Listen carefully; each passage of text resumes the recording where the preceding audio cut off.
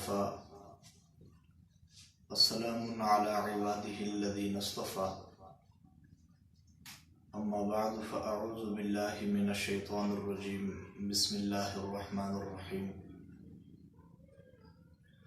قل إن كنتم تحبون الله فاتبعوني يحببكم الله وقال النبي صلى الله عليه وسلم من أحب سنتي فقد أحبني ومن أحبني كان معي في الجنة أو كما قال عليه الصلاة والسلام.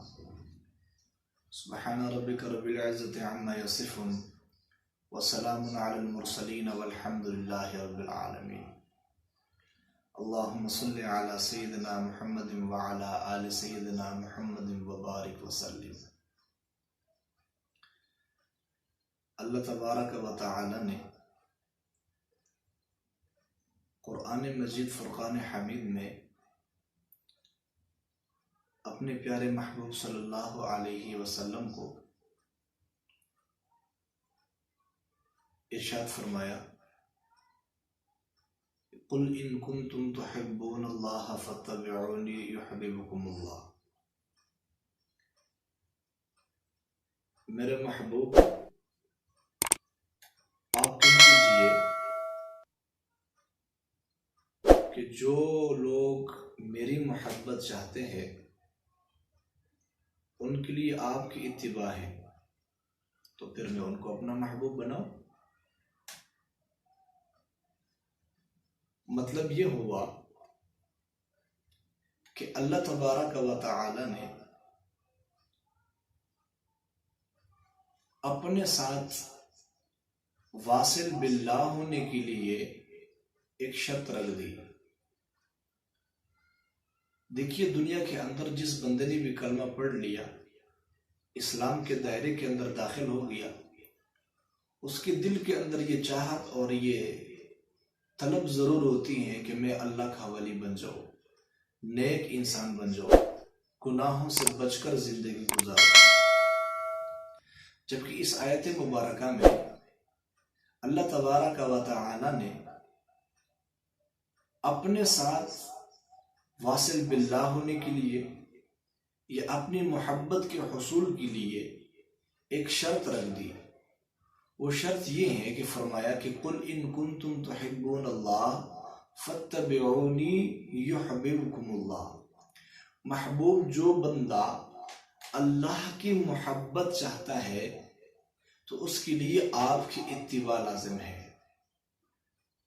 محبوب جب وہ آپ کی اتباع کریں گے تو میں پروردگار ان کو اپنا محبوب بنا لوں گا، اور اپنا محبوب بنانے کے ساتھ ساتھ میں پروردگار ان کے تمام گناہوں کو بھی معاف کر دوں گا.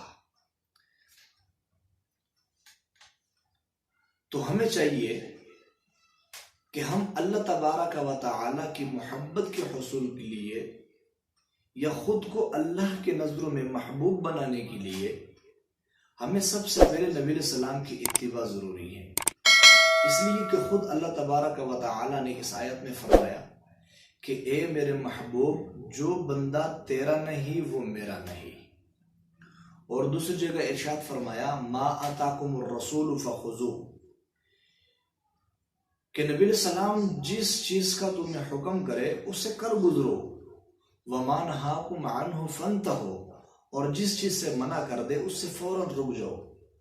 مطلب یہ ہوا کہ نبی علیہ السلام کی تمام اوامر اور تمام نواہی کی پابندی کرو. اس لیے قرآن پاک میں اللہ تبارک و تعالی نے ارشاد فرمایا کہ من یطع الرسول فقد اطاع اللہ، کہ جس نے اللہ کے رسول کی اطاعت کی گویا اس نے اللہ رب العزت کی اطاعت کی. اس لیے کہ نبی علیہ السلام جتنی بھی احکامات لے کر آئے ہیں وہ سب کے سب اللہ رب العزت کی طرف سے ہیں، چاہے وہ وحی مطلوع ہے یا وحی غیر مطلوع ہے، چاہے وہ قرآن پاک کی صورت میں ہے یا وہ احادیث شریفہ کی صورت میں ہے، سب کے سب اللہ رب العزت کی طرف سے ہے. اس لیے نبی علیہ السلام نے ارشاد فرمایا من احب سنتی، جس بندے نے میری ایک سنت کے ساتھ محبت کی فقد احبنی، گویا اس نے میرے ساتھ محبت کی. ومن احبنی، اور جس نے میرے ساتھ محبت کی، فرمایا کان معی فی الجنہ، وہ بندہ جنت میں میرا ساتھی ہوگا۔ اللہ اکبر کبیرہ۔ اولیاء کرام کی نشانی یہ ہوتی ہے کہ وہ سر سے لے کر پاؤں تک سنت کے رنگ میں رنگے ہوتے ہیں۔ دیکھیے ولایت کا معیار کشف اور کرامات یا احوال کا غلبہ نہیں ہے، بلکہ جو جتنا زیادہ یا جتنی کامل طریقے سے نبی علیہ السلام کی سنت کی پیروی کرے گا، اتباع سنت کرے گا، وہیں اتنا بڑا ولی اللہ سمجھا جائے گا، وہیں سمجھا جائے گا شدائے جمال مصطفیٰ، جس کا قال مصطفیٰ ہو، حال مصطفیٰ۔ اللہ تبارک و تعالی ہمیں عمل کی توفیق نصیب فرمائے۔ مجد الفسانی رحمہ اللہ فرماتے ہیں کہ ہمارے نزدیک دوپہر کے وقت 2 گھڑی سنت کی نیت سے سنا 1000 شب بیداریوں پر فضیلت رکھتا ہے، اور ہمارے سلسلہ نقشبندیہ میں 2 چیزوں سے سلوک طے کروایا جاتا ہے، کثرت ذکر اور اتباع سنت۔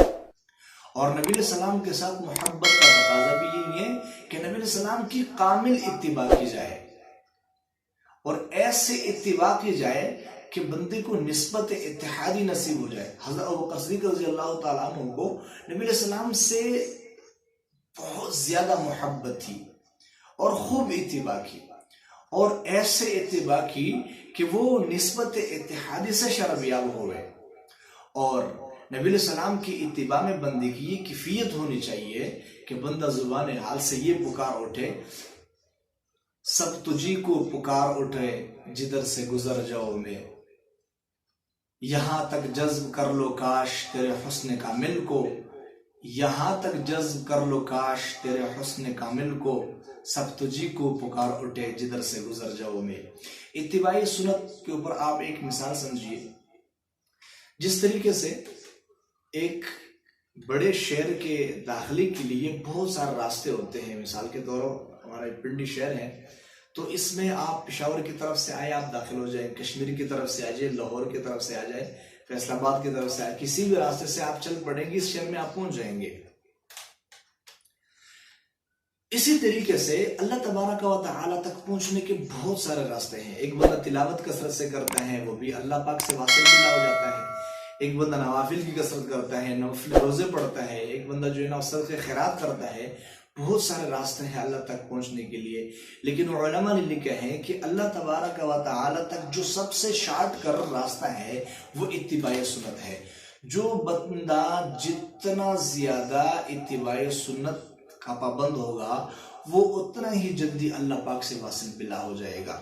اس لیے شیخ سعدی رحمہ اللہ فرماتے ہیں کہ ایک شخص مجھے خطرہ ہے کہ تو کعبہ تک نہیں پہنچ سکے گا، اس لیے کہ جس راستے پر آپ چلے ہیں یہ راستہ کعبہ کو نہیں بلکہ ترکستان کو جاتا ہے۔ تو ہمیں چاہیے کہ ہم ہر کام میں نبی علیہ السلام کی اتباع کو، نبی علیہ السلام کے طریقے کو اپنائیں۔ بھئی ہم نے پانی پینا ہے، اس کو نبی علیہ السلام کے طریقے کے مطابق پینا شروع کر دے۔ ہم نے راستے پر چلنا ہے، اس میں ہم نے نبی علیہ السلام کی طریقے کو تلاش کرنا ہے۔ بھئی یہاں پر نبی علیہ السلام کے چلنے کا انداز کیا تھا، نبی علیہ السلام کے چلنے کا طریقہ کیا تھا، ہم نے کھانا کھانا ہے، ہماری زندگی کی ضرورت ہے، لیکن اس میں ہم نبی علیہ السلام کے طریقے کو تلاش کریں۔ جب ہم زندگی روزمرہ کے کاموں میں ایک ایک چیز میں نبی علیہ السلام کی اتباع کو تلاش کریں گے اور اس کو اپنی زندگی میں لاگو کریں گے تو اللہ تبارک و تعالی ہمارے سینوں میں نبی علیہ السلام کی عشق اور محبت بٹھائیں گے اور ہم اللہ پاک سے واصل باللہ ہو جائیں گے اور اللہ پاک کے محبوب بن جائیں گے۔ اللہ تعالی ہم سب کو عمل کی توفیق نصیب فرمائے۔ وآخر دعوانا الحمدللہ رب العالمین۔